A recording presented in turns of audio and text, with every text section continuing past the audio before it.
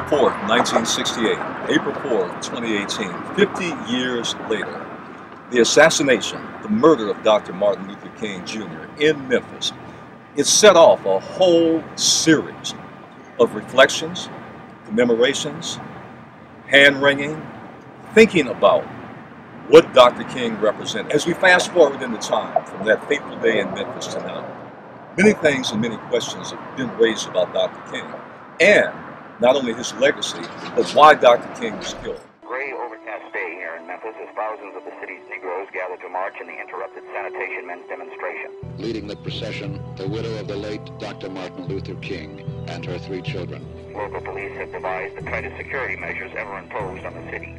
Off they step now, black and white, out here today because their leader had a dream they intend to make real. Now in the Trump era, what would Dr. King have said and done in the Trump era in counter to many of the things that President Donald Trump is doing to roll back all the gains of the civil rights movement?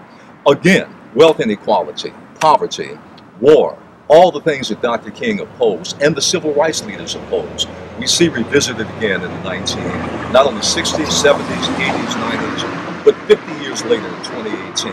I think this march will go down as one of the greatest. In 1965, the Reverend Martin Luther King Jr. led the march from Selma to Montgomery for better voting laws. Remember Selma. Remember the huge fight to pass a voting rights bill, and of course 50 years later the impact that that's had. Why are you speaking about the war, Dr. King? Why are you joining the voices of dissent? Peace and civil rights don't mix, they say. There is at the outset a very obvious and almost facile connection between the war in Vietnam and the struggle I and others have been waging in America. The U.S. spends billions of dollars on its military establishment, not to mention the wars in Afghanistan and Iraq and other parts of the world. The military presence is unprecedented. It costs a lot of money. This is one of the things that Dr. King fought vehemently against.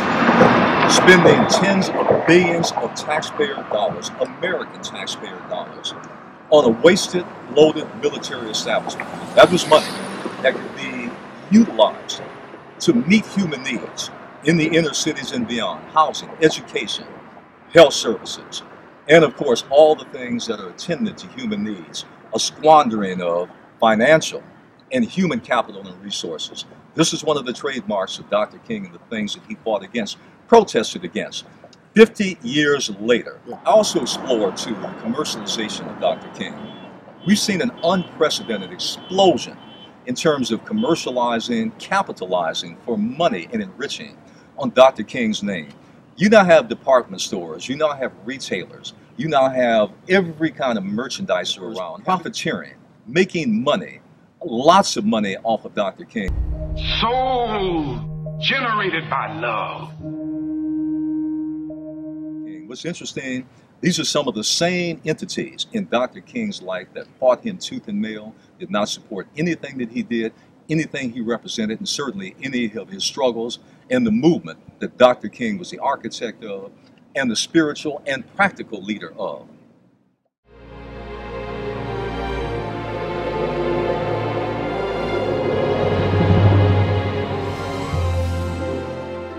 "50 years later, why the murder of Dr. King still hurts. It hurts for a lot of reasons, but most importantly it hurts because he meant so much in terms of showing us the way. How, in the Trump era, when rights are under assault, we have wealth inequality and so many poor people still that have so many needs and so many challenges, how to confront those challenges.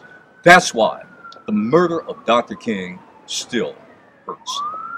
Today, many of these people are receiving millions of dollars in federal subsidies not to farm, and they are the very people telling the black man that he ought to lift himself by his own bootstraps.